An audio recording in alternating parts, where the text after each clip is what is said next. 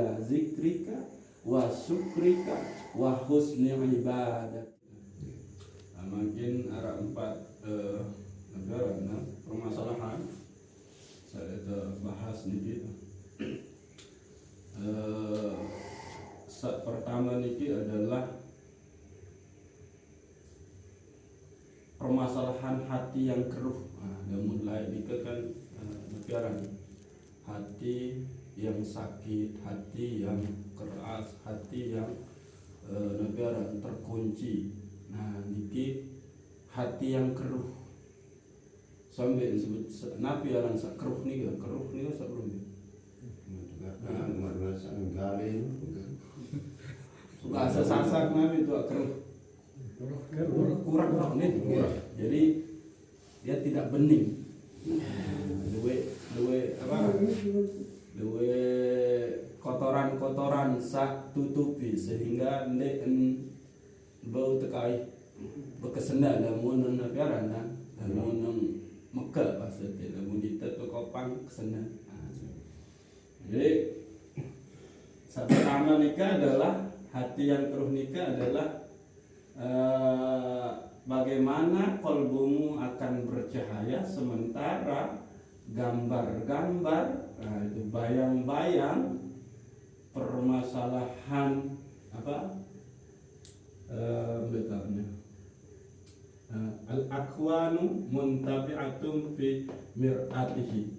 Bayang-bayang permasalahan keduniaan itu masih melekat di dalam diri.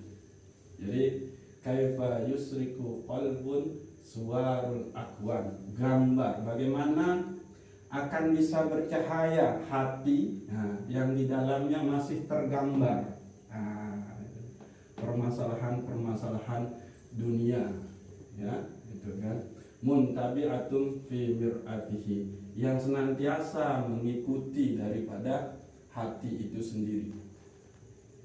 Jadi lamun maknai ini, kalau di dalam hati itu masuk yang namanya permasalahan keduniaan, maka dia akan keruh. Karena emang hati itu hanya dia dihuni, ditempatkan oleh Allah Subhanahu wa ta'ala. Jadi dendi embae senina, anak, harta, status, kegagahan nika tano oleh dalam kolbu. Bahkan harta disebutkan di situ guru kita. Itu jangan sampai masuk di dalam kolbu.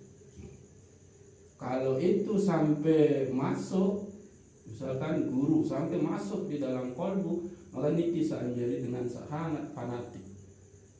Dia tidak lagi mampu melihat kekurangan di dalam diri gurunya.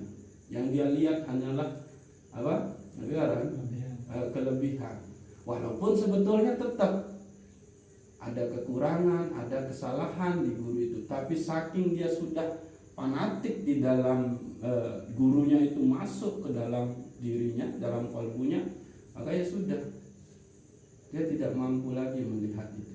Sehingga fanatik nika itu menghilangkan kebenaran.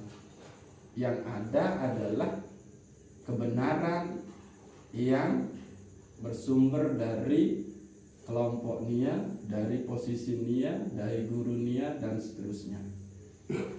Jadi tidak narak kebenaran dengan sak lain itu ya salah doang. Lamun nende kebenaran, lamun nende dengan kita, yang ini sahih, ndek berkah, ndek menuni lah.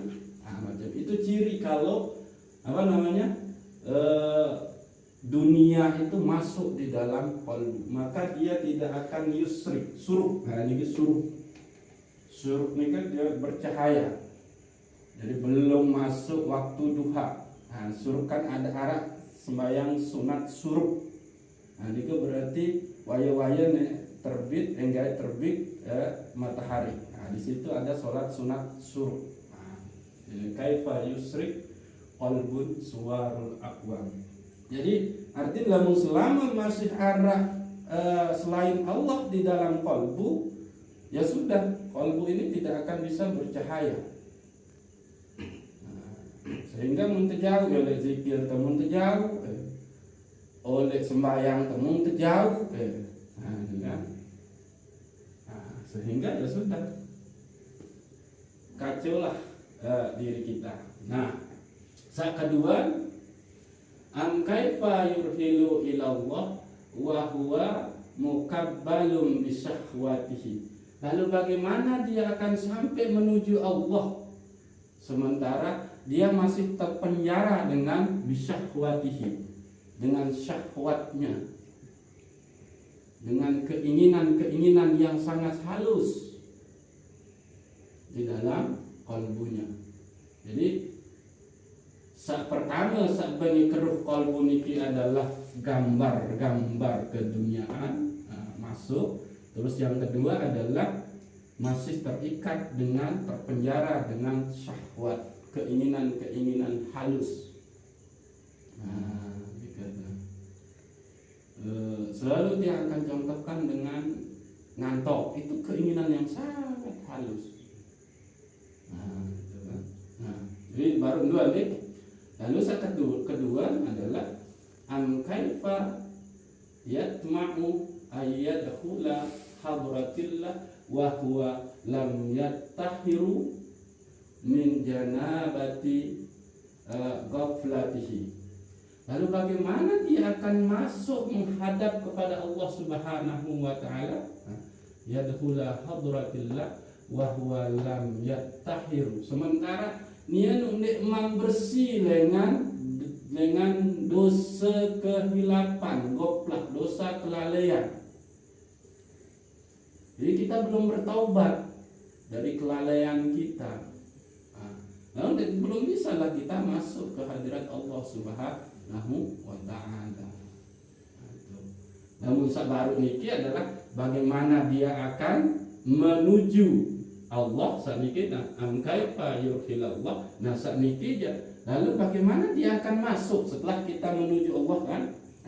Apa jalan kita menuju Allah? Misalkan sholat, lalu bagaimana dia akan masuk kepada Allah Subhanahu wa taala dengan sholat itu, sementara di dalam sholatnya itu masih dia belum bertaubat dari janabati ghaflatihi, dari dosa-dosa kelalaiannya.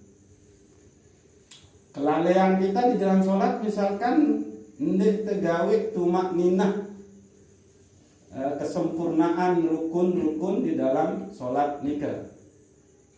Ini kan pegawai fikih semenit, itu kan seret. Akhir dia sepelekan, nggak bisa. Jadi tidaklah bisa masuk kepada dalam Allah Subhanahu wa taala kalau dia belum bersih dari dosa-dosa kelalaian. Goplak juga. Nah, berikut adalah kaifa yarju ayyafhama daqa'iqal asrar wa huwa lam yatub min hafawatihi.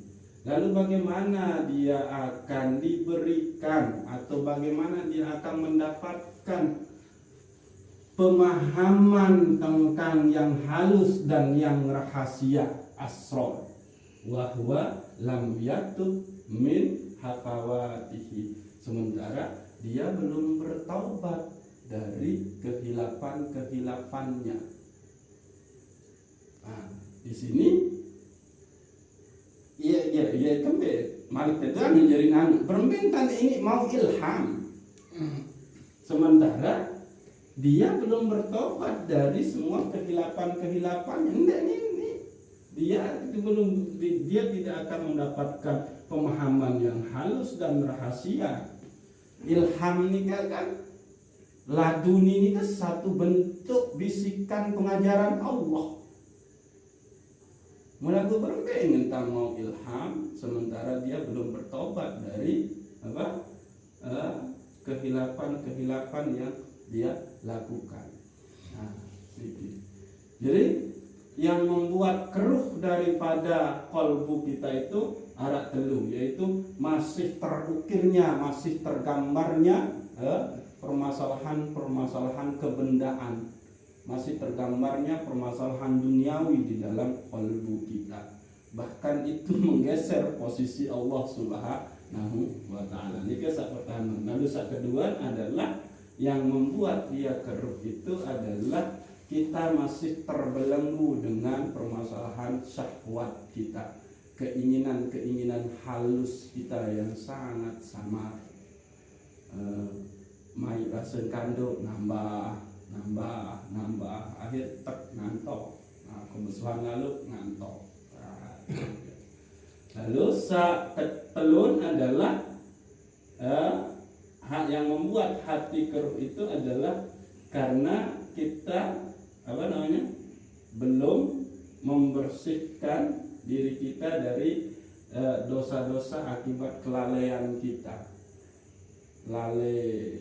Lalai tante zikir Allah Subhanahu wa taala.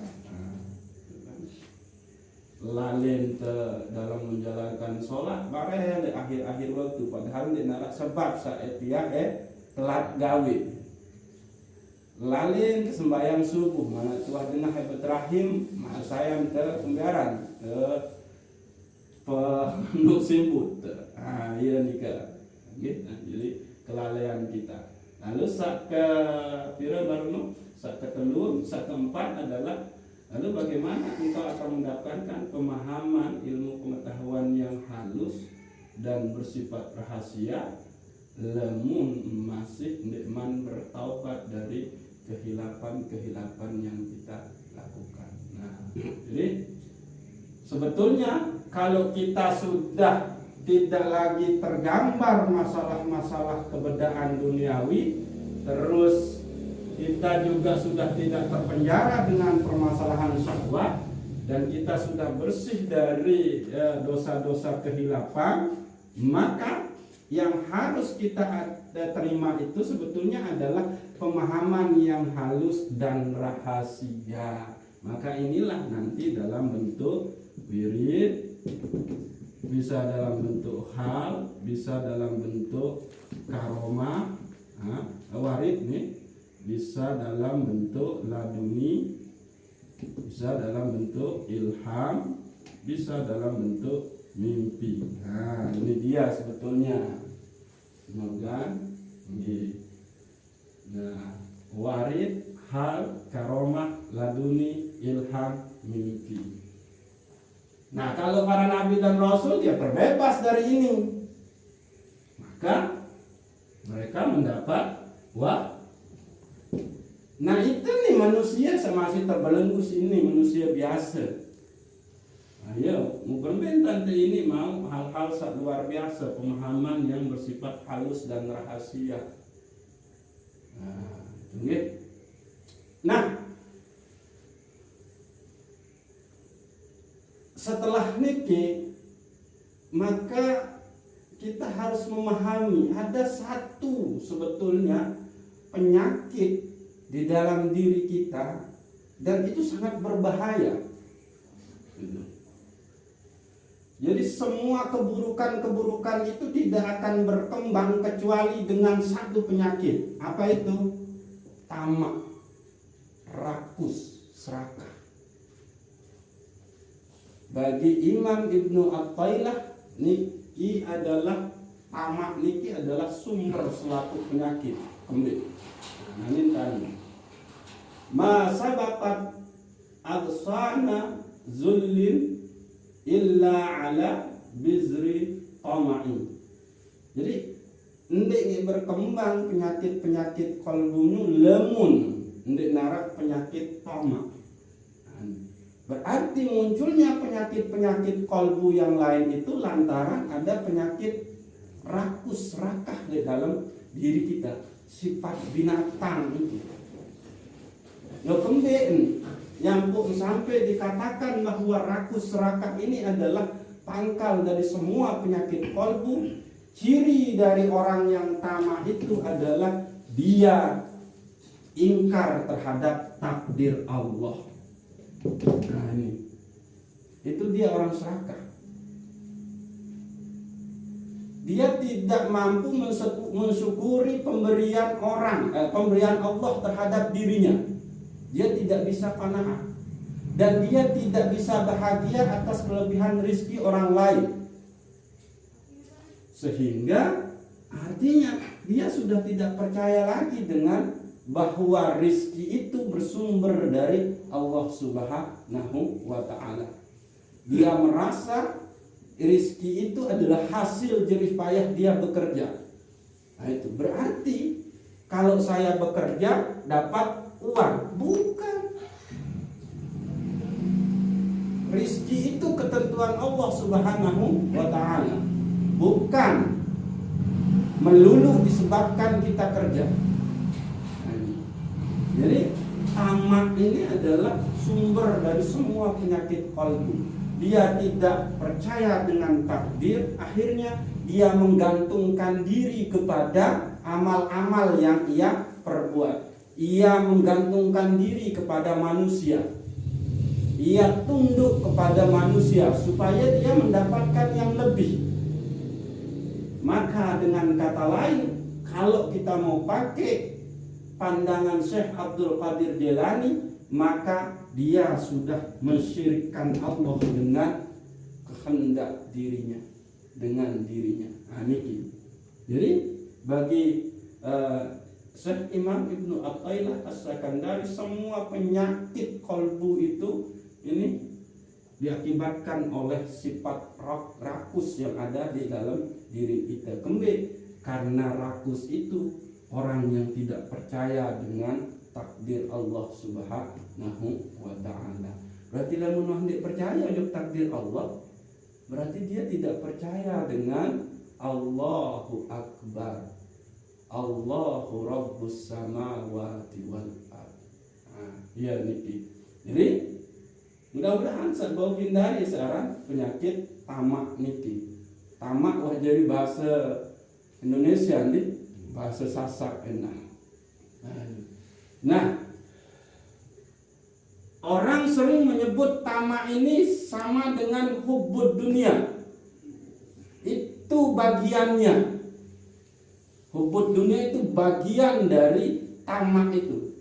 Saking dia tamak, tidak percaya dengan ketentuan Allah akan rizki yang sudah dijamin ke semua makhluknya, maka muncullah penyakit cinta dunia. Jadi tamak itu bukan hubbud dunia, tapi menjadi bagian dari penyakit tamak itu sendiri. Jadi memang ia puncak, ia sumber, ia pangkal ini tinggi. Mudah-mudahan terhindar dari ini. Nah, saat berikut adalah kalau kita mau sebetulnya kolbu kita itu mau hidup, mau bercahaya, mau merasakan kehadiran Allah Subhanahu wa ta'ala, bisa merasakan daripada ibadah kita, zikir kita, maka kita bagi Syekh Imam Ibnu Athaillah itu haruslah yang disebut dengan uzlah. Uzlah ini berarti kita menyendiri. Di dalam uzlah apa yang akan kita lakukan? Tafakkur.